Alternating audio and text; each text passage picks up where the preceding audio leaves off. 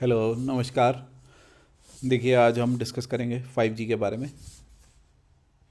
सबसे पहले आपका बहुत बहुत स्वागत है हमारे चैनल में टेक ट्रैवल लाइफ में। तो आज हम 5G के बारे में बात करेंगे। 5G है क्या, 5G कैसे बना, 5G के क्या फ़ायदे हैं, 5G किस किस क्षेत्र में लागू है, उससे क्या हमें एप्लीकेशंस हैं, उसके कहाँ कहाँ वो उसकी एप्लीकेशन है, क्या 5G दुनिया में किस किस कंट्री में किस किस देश में आ गई है, और 5G इंडिया में कब आएगी। और एंड में हम बात करेंगे कि क्या आपको 5G लेना चाहिए या नहीं। तो हमारे साथ बने रहिए इस वीडियो के अंत तक। तो जैसा कि आप देख पा रहे हैं कि 5G जो है वो 1G से निकली है। हमने गाना भी सुना है, ए जी ओ जी लो जी सुनो जी, तो आ गया है जी 5G। लेकिन 5G से पहले 1G था, और 1G 1980 में था। तो 1980 में ऑडियो सिग्नल्स भेजे गए वायरलेस फ़ोन कॉल्स के लिए। तो वो पहला कदम था वायरलेस टेक्नोलॉजी की तरफ। तो उसको बोला गया 1G। उसके बाद आया 2G। 2G 1990 में आया, और इसमें वॉइस कॉल्स, एमएमएस, पिक्चर्स और बेसिक टेक्सटिंग यानी कि एसएमएस की सर्विस आ गई। आप वॉइस कॉल भी कर सकते थे, और एक छोटा मोटा एमएमएस बना के जिसमें बहुत ही हल्का फुल्का वीडियो होता था वो आप भेज सकते थे 2G पे। फिर 3G आया 2000 में। इसके बाद आप वीडियो, बेहतर क्वालिटी का वीडियो शेयर कर सकते हैं, देख सकते हैं, लाइव टीवी देख सकते हैं अपने मोबाइल पे, फास्ट इंटरनेट ब्राउजिंग कर सकते हैं। फिर भी स्पीड कम थी मुकाबले आज के, लेकिन फिर भी उस समय के अनुसार काफ़ी अच्छी स्पीड थी, काम चल जाता था। उसके बाद 4G आया 2010 में, और 4G में इंटरनेट की स्पीड 100 Mbps मेगाबिट पर सेकंड तक पहुंच गई। वॉइस ओवर इंटरनेट प्रोटोकॉल की कॉल सुविधा उपलब्ध हो गई। जिन लोगों को याद होगा अपने उस ज़माने में स्काइप और वीडियो कॉल, स्काइप के थ्रू ही मेरे को याद है कि हम काफ़ी लोग किया करते थे 2010 में। उसके बाद HD स्ट्रीमिंग आ गई, हाई डेफिनेशन स्ट्रीमिंग। आप हाई डेफिनेशन का यूट्यूब वीडियो या कोई वीडियो देख सकते हैं। वीडियो चैट भी कर पाते थे 2010 में 4G पे, जो टेक्नोलॉजी आज भी है। उसके बाद आज की बात करेंगे 2020 की। अब 5G आ गया है। और 5G है क्या, 5G है 100 times the speed of 4G। 100 Guna speed है 4G से, यानी कि थ्योरेटिकली हमारी स्पीड 1 गीगाबिट पर सेकंड, और कई जगह तो क्लेम भी किया जाता है 4 गीगाबिट पर सेकंड की वीडियो डाउनलोड स्पीड है। तो इतनी हाई रेट पे आप मूवीज़ को कुछ सेकंड्स में डाउनलोड कर सकते हैं। 5G जो है वो internet of things, IoT, smart cities, autonomous cars और रिमोट रोबोटिक्स। तो ये भारी भरकम शब्द हैं, लेकिन इनका अर्थ है कि भाई ऐसी चीज़ें बन चुकी हैं कि जिनके थ्रू का चंद सेकंडों और मिनटों में जो एक डिवाइस है वो दूसरे डिवाइस को इन्फॉर्मेशन भेजता है, और आपका काम, आपका जीवन काफ़ी सुगम और सरल हो गया। अब आने वाले समय में हम XG, जिसको बाद में 6G भी कहा जाएगा, उसकी तरफ जा रहे हैं, जब टेराहर्ट फ्रीक्वेंसीज पे डिवाइसेस काम करेंगे। डेटा एक डिवाइस से दूसरे डिवाइस को भेजा जाएगा, और इससे आर्टिफिशियल इंटेलिजेंस इन्फ्यूज्ड एप्लीकेशंस भी बनेंगी, AI एप्लीकेशंस। तो इनके बारे में आगे जाके बात करते हैं। चलिए आगे चलें। तो यहाँ देखेंगे हम इस स्क्रीन में हम देख पा रहे हैं कि 5G किन किन क्षेत्रों में 5G का असर है, और उससे हमें क्या फ़ायदे, क्या लाभ मिले। तो देख पा रहे हैं सबसे पहले ब्रॉडबैंड मोबाइल रेडियो नेटवर्क। सो ब्रॉडबैंड मोबाइल रेडियो नेटवर्क, जहाँ पे आज की डेट में इंटरनेट, ऑडियो और वीडियो चल रहा है, 5G के आने से इसमें कुछ बढ़ोतरी हो गई, इसमें कुछ बेनिफिट आ गए हैं। जैसे अभी तक हम हाई डेफिनेशन वीडियोस देख रहे थे, HD देख रहे थे, अब हम अल्ट्रा HD और 4K वीडियोस भी देख सकते हैं, जिसका रेजोल्यूशन उससे 4 गुना से भी ज़्यादा होता है। इसके अलावा हम यहाँ पे AR, augmented reality and virtual reality का कंसेप्ट भी आ चुका है, जो बाकी एप्लीकेशंस में तो लागू है ही, लेकिन गेमिंग वाले जो लोग गेमिंग करते हैं उनके लिए काफ़ी लाभप्रद है, उनके लिए काफ़ी बेनिफिशियल है, और लोग उसका मज़ा भी ले रहे हैं जिन कंट्रीज़ में 5G आ चुका है। तो अगला क्षेत्र जिसमें 5G का बेनिफिट है, जिसने 5G का जिस पे इम्पैक्ट है, वो है मोबिलिटी, ट्रांसपोर्ट एंड लॉजिस्टिक्स। तो इसमें आप देख रहे हैं आज की डेट में इंफॉर्मेशन ऑन डिमांड है, हमें एसएमएस आ जाता है कि हाँ हमारा पैकेट जो है वो निकल चुका है डिलीवरी के लिए, हमें मिलेगा। लेकिन अगर 5G पूरे तरीके से लागू हो जाता है, पूरे ज़ोर से इम्प्लीमेंट हो जाता है, तो हमें ये लाभ मिलेगा कि हमें पता चलेगा कि हमारा पैकेज है कहाँ पे, इस क्षण इस टाइम पे है कहाँ पे। तो हम उसकी ऑटोनोमस कंट्रोल और ट्रैकिंग कर सकते हैं, रियल टाइम ट्रैकिंग। इससे हमारी चोरी भी बच जाएगी और इससे हमें सुकून भी मिलेगा, शांति भी मिलेगी। हाँ, हमें पता है हमारा सामान, हमारी चीज़ें हैं कहाँ पे, तो हम उस पर ज़्यादा कंट्रोल रख सकते हैं। अगला क्षेत्र वो है पब्लिक सिक्योरिटी।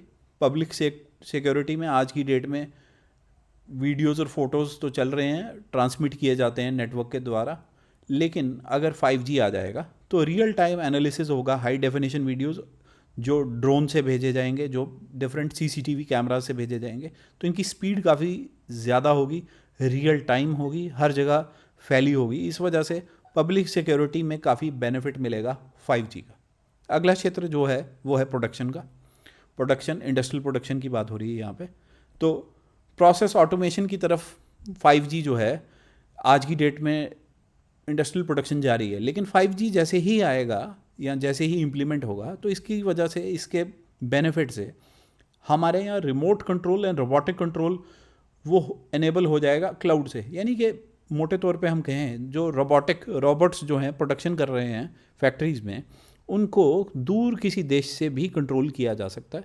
जैसे कि अगर कोई कंपनी का मालिक या कंपनी का मैनेजर अमेरिका में बैठा है, तो वो इंडिया में भी अपने प्लांट की मशीन को, रोबोट को कंट्रोल कर सकता है। वैसे ही एनर्जी की बात करेंगे।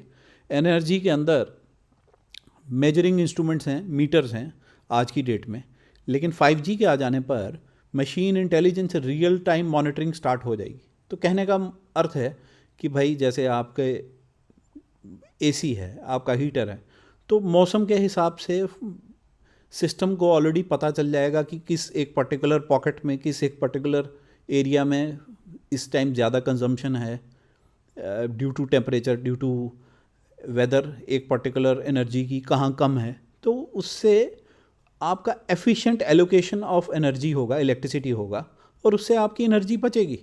तो एक 5G एक पॉजिटिव इम्पैक्ट देगा एक एनर्जी के क्षेत्र में भी। अगला जो क्षेत्र जहाँ पे 5G का इम्पैक्ट है, बड़ा इम्पैक्ट है, वो है हेल्थ। लोग बीमार पड़ रहे हैं, हॉस्पिटल में जा रहे हैं। आज भी 4G में भी नेटवर्किंग हो रही है, डॉक्टर पेशेंट बात कर रहे हैं, लेकिन 5G के आ जाने पर रिमोट ऑपरेशंस भी पॉसिबल होंगे।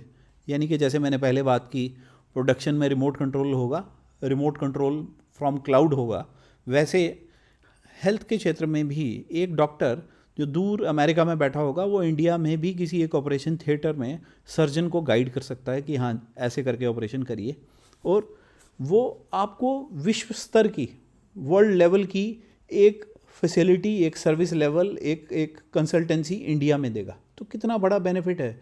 हम लोगों को एक वर्ल्ड लेवल का कंसल्टेंसी के स्किल्स मिलेंगे इंडिया में, अपने लोकल कंट्री में बैठ के, लोकल लोकेशन में बैठ के। इवन आप दूर भी हो सकते हैं, दिल्ली की बात नहीं है, आप किसी बनारस जैसी लोकेशन में भी बैठ सकते हैं, आप त्रिपुरा में भी हो सकते हैं, कहीं भी हों। अगर 5G इम्प्लीमेंट हो गया तो आपको ये बेनिफिट भी मिल सकता है।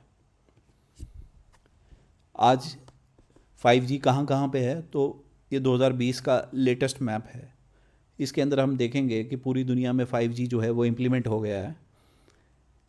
इंडिया भी टेस्टिंग कर रहा है 5G की, पर अगर आप ज़्यादा ध्यान से देखेंगे तो आप पाएंगे कि यूरोप में, नॉर्थ अमेरिका में और साउथ ईस्ट एशिया में 5G काफ़ी ज़ोर शोर से चल रहा है। साउथ अमेरिका और अफ्रीका इस मामले में काफ़ी पिछड़े हैं, तो धीरे धीरे शायद उधर भी 5G आ जाएगा, पर हमें भारत पे ध्यान देना चाहिए अभी। तो आप देखेंगे, मेरे को ये न्यूज़ आइटम मिली है, तो जियो जो है वो 5G सर्विस देने जा रहा है सेकेंड हाफ ऑफ 2021, 2021 के सेकेंड हाफ तक। यानी कि आप के मध्य के बाद, 2021 अगले साल के मध्य के बाद आप अपेक्षा कर सकते हैं कि 5G सर्विस इंडिया में आ जाएगी और आप इसका लाभ उठा पाएंगे। जियो जो है और एयरटेल, ये दो कंपनी ऑलरेडी इसके ऊपर काम कर रही हैं 5G टेक्नोलॉजी को इंडिया में लाने के लिए। तो अंत में मैं कहना चाहूँगा कुछ स्पेशल बात आपके लिए। हाँ जी, 5G क्या इंडिया में आ रहा है? तो आपको इस सवाल का जवाब मिल चुका होगा पिछली स्लाइड में। 5G इंडिया में आ रहा है, लेकिन उसमें कुछ डिलेज हो सकते हैं, क्योंकि ये सरकारी महकमा DOT, डिपार्टमेंट ऑफ टेलीकॉम के अंतर्गत आता है। तो सरकारी काम आपको पता ही है, नीलामी होगी, प्रोसेस होगा, तो धीरे धीरे उसमें कुछ डिलेज भी हो सकते हैं या जल्दी भी आ सकता है। कुछ स्पष्ट तौर पे नहीं कहा जा सकता, हाँ, लेकिन ये बात तो है कि जियो जो है सेकंड हाफ तक एक उम्मीद की किरण दे रहा है कि आपको सेकंड हाफ ऑफ 2021 5G मिल जाएगा। तो 1 महीना इधर 2 महीना उधर hardly matters, but main point is कि 5G आप लोगों को मिलेगा। Internet of things IoT, it is going to be implemented in a big way. कहने का अर्थ है कि इंटरनेट ऑफ थिंग्स इंडिया में इम्प्लीमेंट होगा, तो आपके mobile phones, microwave ovens, fridges, जो मैंने आपको पहले बात की, इवन घर की lighting, smart metering, smart cities, ये इंडिया में आ रहे हैं और ये होने जा रहा है। चाहे इसमें डिले लगेगा, लेकिन ये आएंगे। और क्या आपको 5G लेना चाहिए, सबसे बड़ा सवाल इस प्रेजेंटेशन के अंत में। और क्या उसके लिए एक्स्ट्रा पैसे अगर आपको कुछ देने पड़ते हैं डिवाइस ख़रीदने के लिए, तो क्या आपको खर्चने चाहिए? मेरे ओपिनियन में हाँ, आपको खर्चने चाहिए, क्योंकि 5G लेने से आपका डिवाइस फ्यूचर प्रूफ हो जाएगा। आपको बार बार चेंज करने की ज़रूरत नहीं है। आज आप रहने देंगे, पैसे बचा लेंगे, लेकिन कल को आप सोचेंगे ओह काश मैंने 5G ले लिया होता, ओह यार मैं तो फंस गया इसके साथ। तो ऐसी चीज़ को अवॉइड करने के लिए कृपया करके अभी थोड़े से पैसे ज़्यादा दें, एक 5G एनेबल्ड डिवाइस ले लें, ताकि आप शांति से उसका उपयोग कर पाएँ जब 5G इंडिया में हो। आई होप आपको मेरा ये वीडियो पसंद आया। तो thanks for watching and support the channel bye liking, hitting the like and subscribe button. Thank you. Bye.